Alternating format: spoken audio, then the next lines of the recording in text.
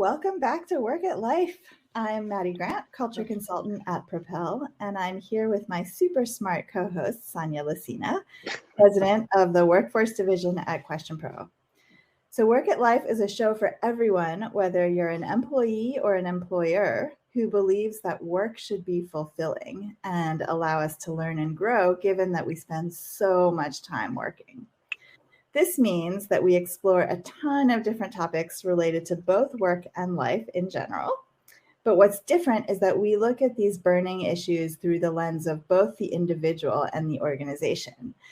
And we want you to leave every episode with at least one new idea about how to improve your workplace or your life, for that matter. So with that, we have an awesome guest for today, and I'm going to kick it over to Sonia to introduce him. Thank you so much, Maddie. So it is such an incredible pleasure to have my former colleague, good friend, and one of the humans I admire the most in the world on this show with us today. Cecil, welcome. We're so happy to have you here. Thank I you. have so many brilliant things to say about you, but I'll just kick off with the main reason why you're here, and one of the things I admire the most about you, and that it's your leadership. And that is Thank you. something you and I worked together over a decade ago, I think, but it's That's right. yes, it's a few moons ago.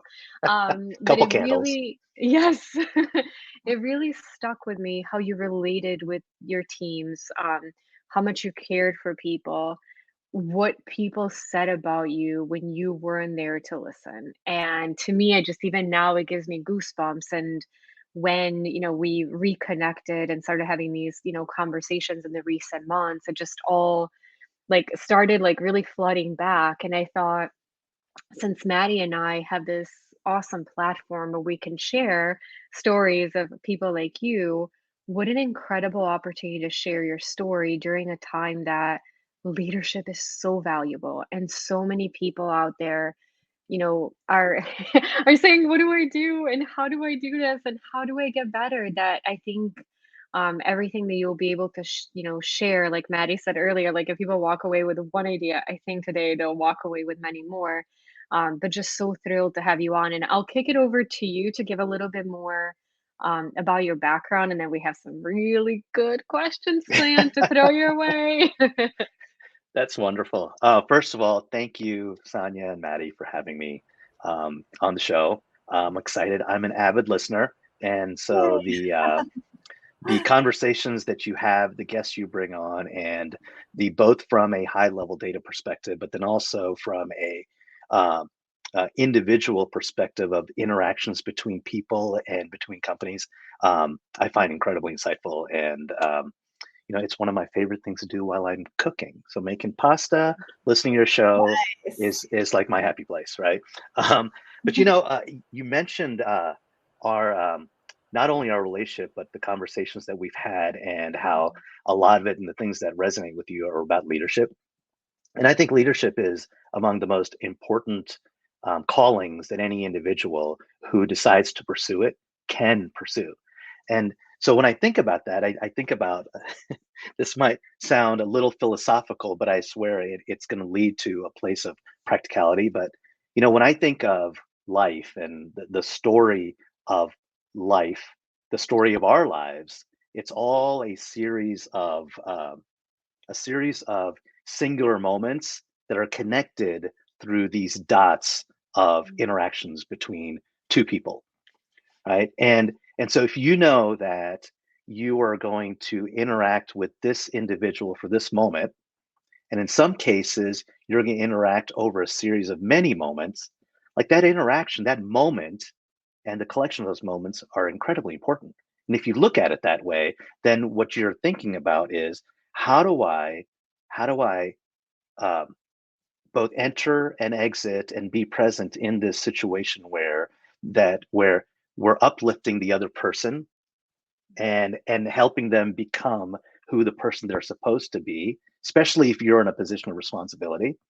But then at the same time, keep them firmly planted on the ground if you need to course correct what they're doing. So I think this idea of flying and staying on the ground is just incredibly important, and it's the balance between accountability and feeding into their dreams. And so, and I think that's what leadership is, right? I had a mentor who is still a friend of mine tell me, like, I loved when he would walk the floors, and he brought so much joy when he did this, and I saw that, and I asked him about that once, and he said, Cecil, I like may spend only a minute with each person on the floor in a given month, but that minute could be incredibly important for that person. So I take that Yeah. responsibility very seriously. And as a result of that, I know that it's my job to lift people up or keep and ensure that they fly and achieve their dreams,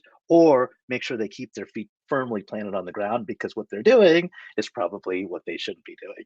And so Yeah. as a leader, that's what I'm like very fascinated by. And so the course of my career over the last 20 years I've worked for some incredible companies, Career Builder, Glassdoor, Glint, Upwork, Trusted Health, and now on this stage. And all the companies had a very common theme to it. They were all mission oriented. They cared about their people, they cared about their customers, and they wanted to do things the right way. And so, as a result of all that, I've learned so much. I like to think that I've taught a lot too, and but in the process have developed these amazing relationships. And so that's why I love being in leadership, and that's why I'm excited to be part of this show.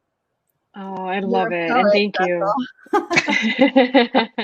Love it. Thank you for sharing that, the view, your story, everything. It makes me even more excited about our conversation. So I'll kick us off true to our style with a couple of data points to frame our conversation. And actually, this is something that we talked about in the previous episodes, and it's gotten a lot of attention from those, listening to and participating with our show. And so the first data point that we had was around how satisfied people are with their career at the moment. And so most of us, if not all, have heard about the great resignation and this, big shift in the labor market. And then so many people have left their jobs over the last, I don't know, 6+ months at this point.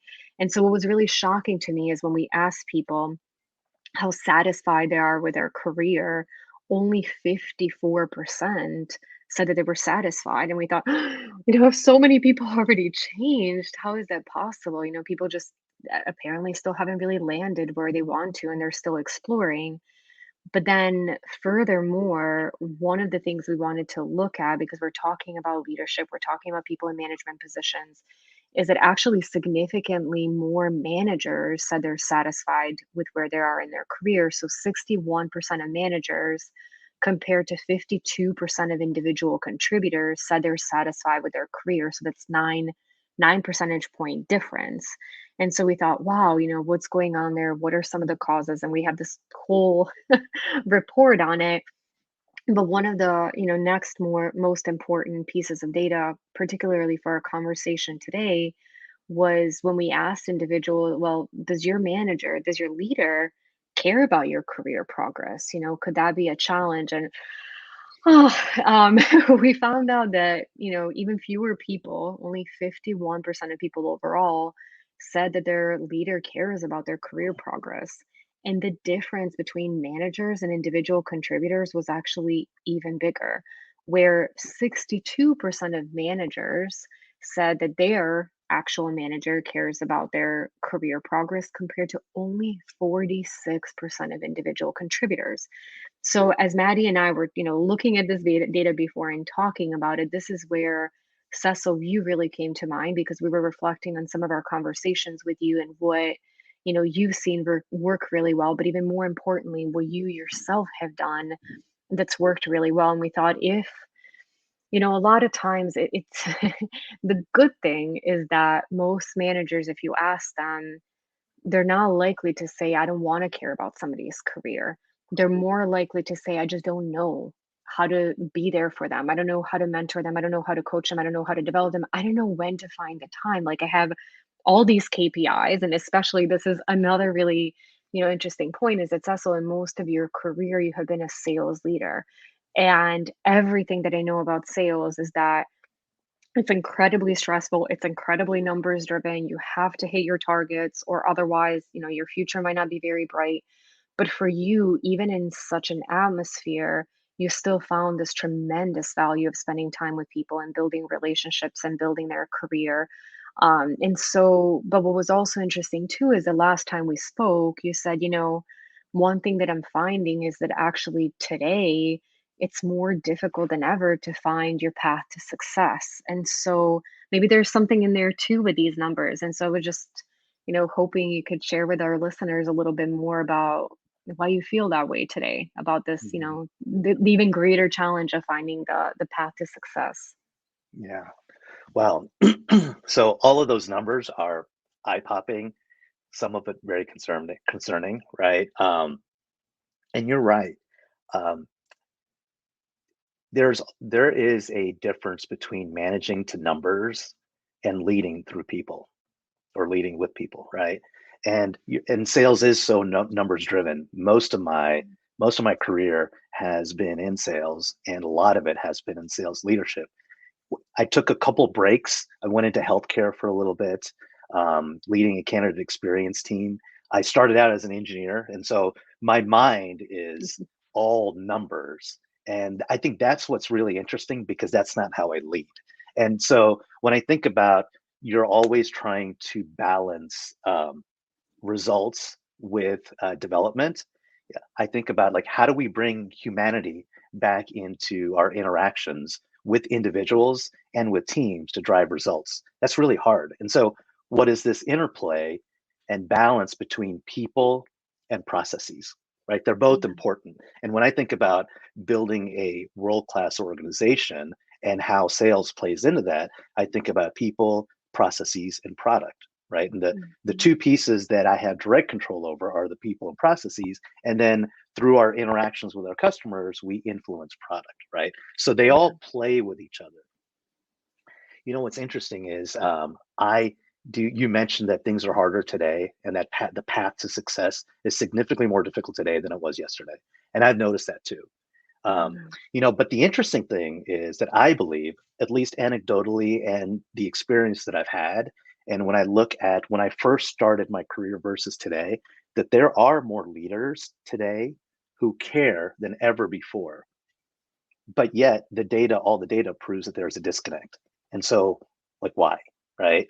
And so um, we live in a world where technology is significantly greater. And through technology and through its platforms, we're more connected than ever before. And yet, like, why do people feel alone? Yeah. And why do people feel like they can't raise their hand and ask for help? Why is this whole idea around being vulnerable and sharing your insecurities not celebrated more? And to Yeah. me, the hallmark of a great team, and especially in team meetings, you see it. Those teams where people are encouraged to raise their hand and share that I don't know and I need help. Those are the teams that get to become more successful faster, right? And it starts at the individual level. I think one-on-ones are incredibly important, and then it's pulled through in meetings, and then it starts in meetings and it's pulled through in one-on-one. So there's also an interplay between those two dynamics. And so, like when I ask myself like why, I think it really starts with the development of the frontline manager. I think the frontline Mhm. manager is the key individual in any organization, whether it's a first-time engineering leader, first-time customer service leader, first-time, in my experience, sales leaders. That's where if you can have an impact on that individual, you have an exponential impact on everyone that person Mhm. leads. And that's how Yeah. we lift an organization up, right? The reality, though, is, and that's also what's interesting, like, even though you mentioned that I believe it was 61 or 62% of managers are satisfied in their careers and feel like they're supported, that means 40% don't. Yeah. So that's a really big number. And that's That's and a that's Yeah, and so that's what I think about a lot, right? And so when I think about developing managers versus developing individual contributors, my first questions are very different. Like to me, the for the manager, it's looking inward.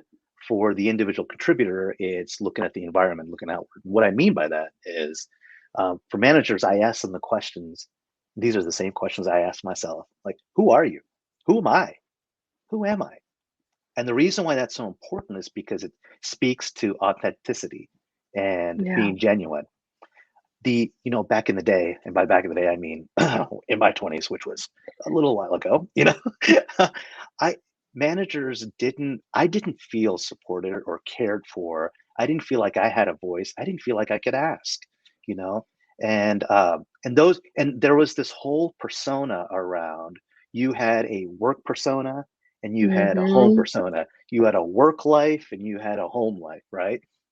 And I hear this term work-life balance, and it's just never made any Yeah. sense to me. Like why isn't You're in home good life balance? company. Right? Yes. Right? And so like this thing around, I don't think there is a separate persona depending upon where you are. You are who you are. Yeah. But the hardest question to understand and really dig into is, so who are you? Mm-hmm. Because who are you leads into so many other things. Yeah. And from leading people from that perspective, it gives you guardrails and guideposts around what is your leadership style going to be. Mm-hmm. Some people are tough, but you know that because they're also caring.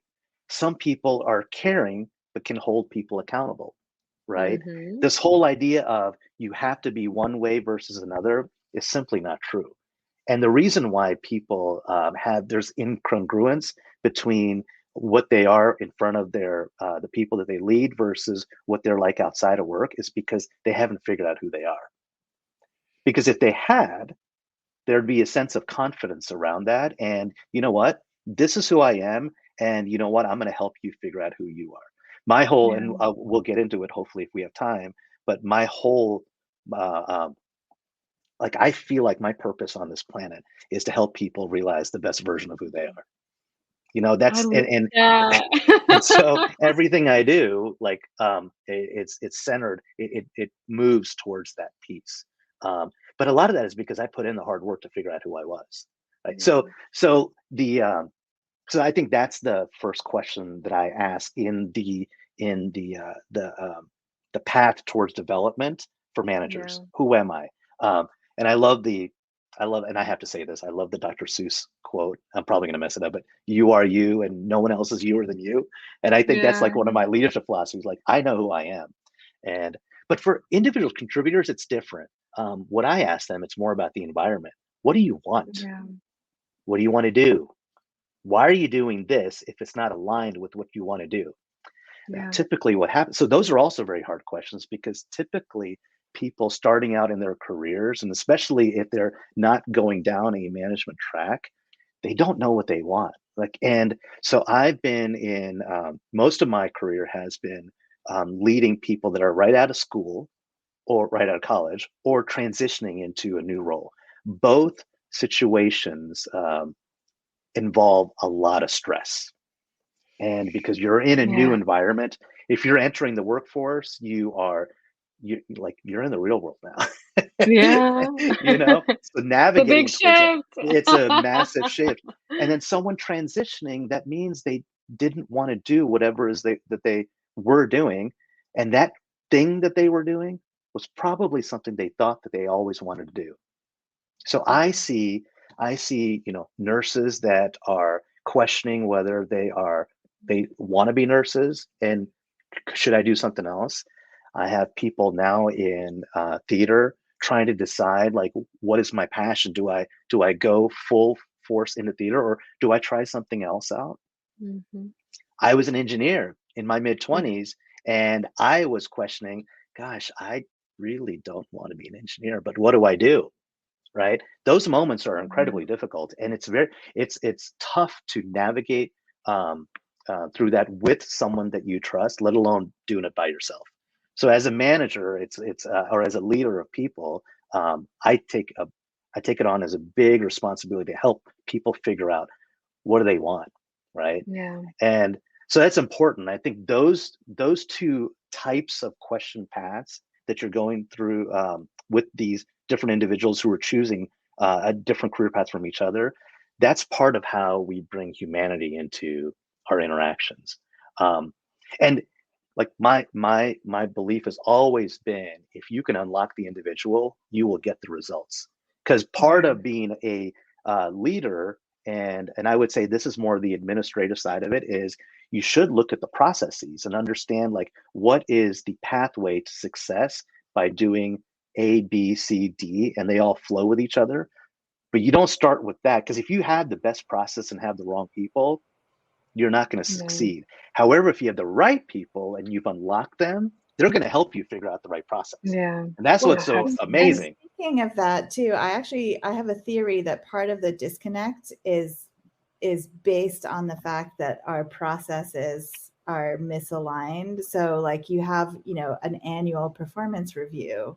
Well, like going back to what you were saying at the very beginning about connecting moments and also teams, kind of learning and evolving, like that's an everyday kind of thing. And yet, we expect to meet with our managers once a year to figure out, did we hit our goals? And if not, why not? And of course they feel disconnected from their career Right. path. Of course they do. No. Oh, that's one funny conversation I had with someone yesterday. We were trying, it was somebody I just got introduced to, and we have a lot of very similar passions and are maybe looking for a way to collaborate.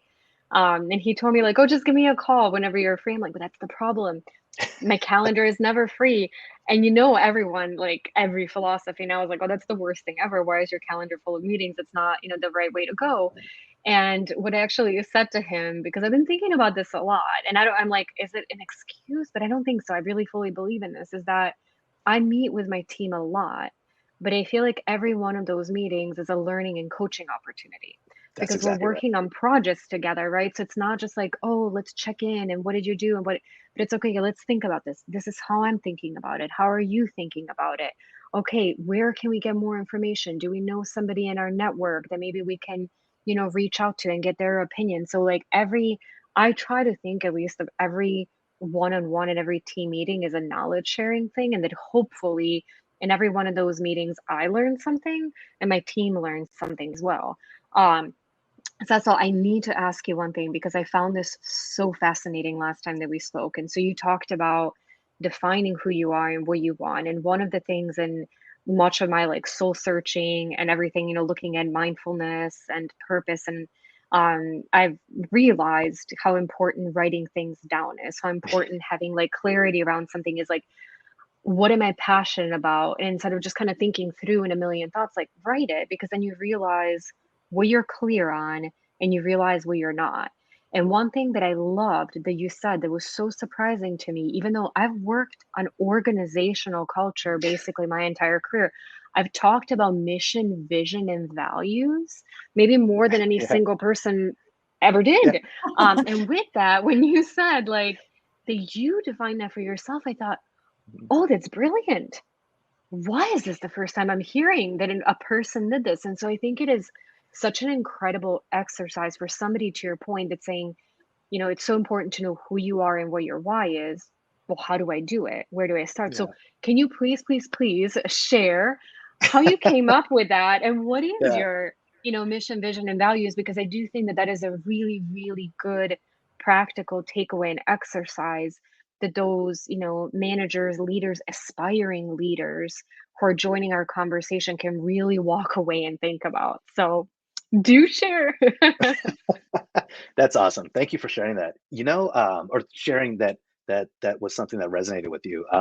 So it stems from the two questions, or the two question pathways that I ask, depending upon what path you want to go in your own career, leadership path or individual contributor path, right? And so those two questions led to this whole idea that why why do we think about our vision and our mission and our values from a team or organizational perspective? Like, shouldn't we think about that for ourselves? part of this also is, quite frankly, is this idea of having a sense of control over your life and like knowing who you are. Like, okay, so I've put a lot of work into figuring out who I am, and so as a part of that process, I have now looked at, well, what do I want to do? Like, what does my future look like, both from a personal and professional perspective? So, what's my vision? How am I going to get there?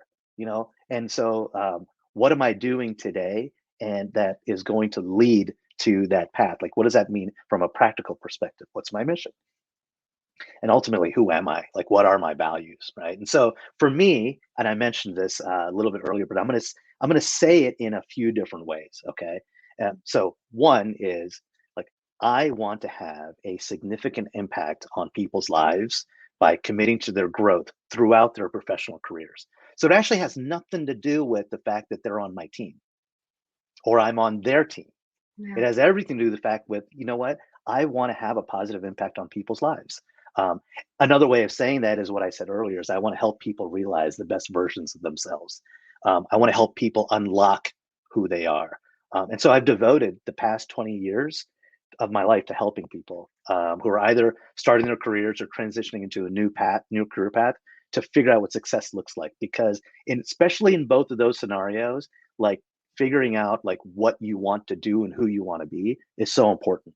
And so how do I do that? Like, what is my mission? I am hyper focused on creating an environment where good people want to come together to do great things.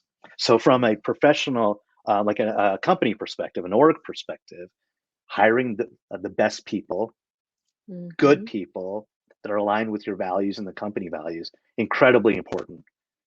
Unlock them and create processes where they can do their best work. Invite them into the process of building these processes, because they're if you're doing the first part right, they're going to give you ideas significantly better than any ideas that you have. And so we create this environment where people can do amazing things, and because of that, they're going to bring on more people. People are going to want to join, and they're going to want to bring on more people to join in the fun. And so my values, my guiding principles, like that align me with not only those things from a work perspective, but also from in my personal life, is, you know, trust and integrity. So that's more inward, like, who am I as a person? The Mhm. second two is transparency and accountability.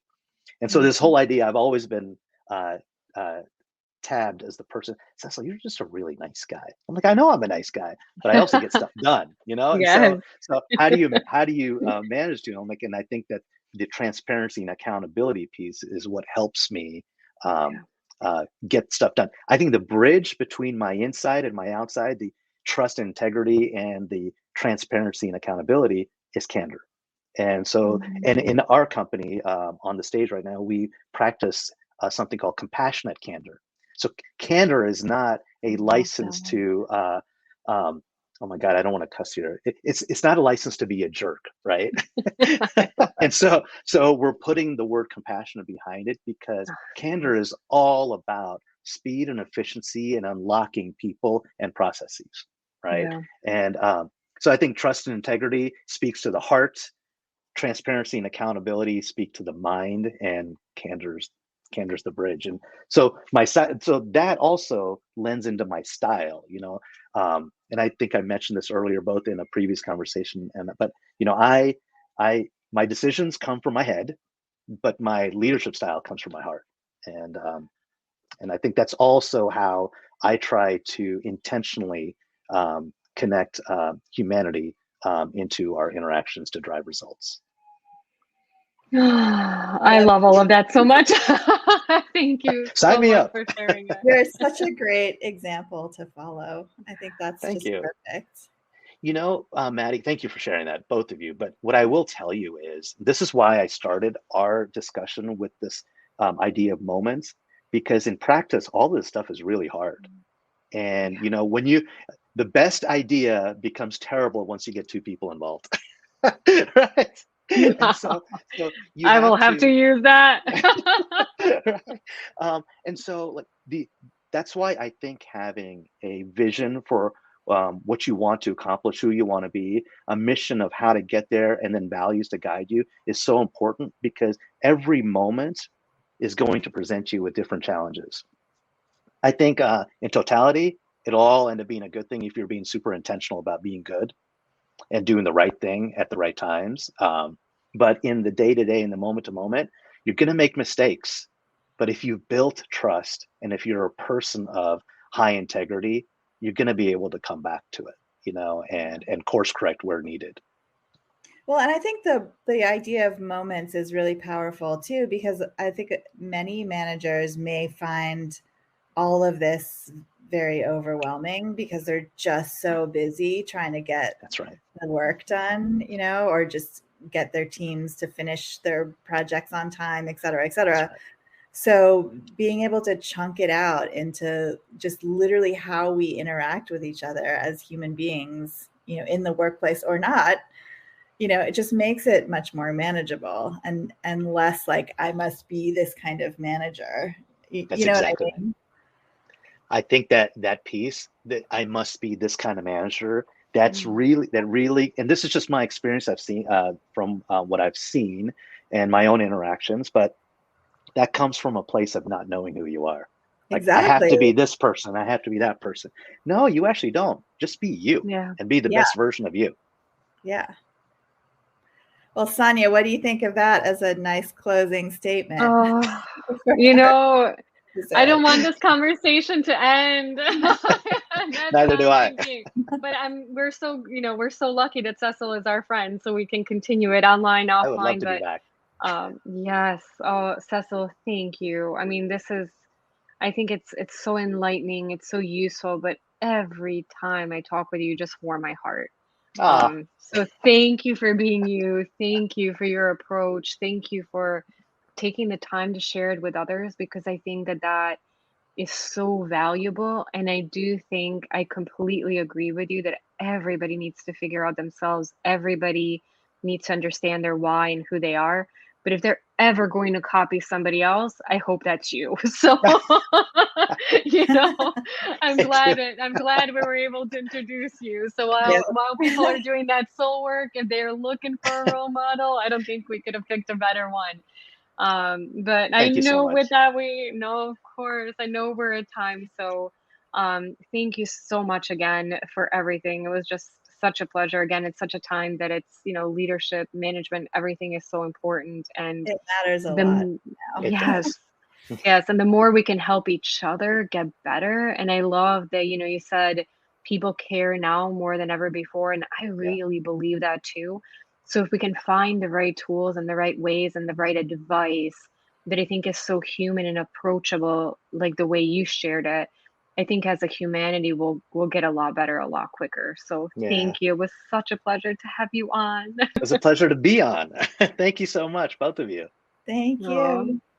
Thank you. Thank everybody for listening, and we'll see you next week. Take Bye. care.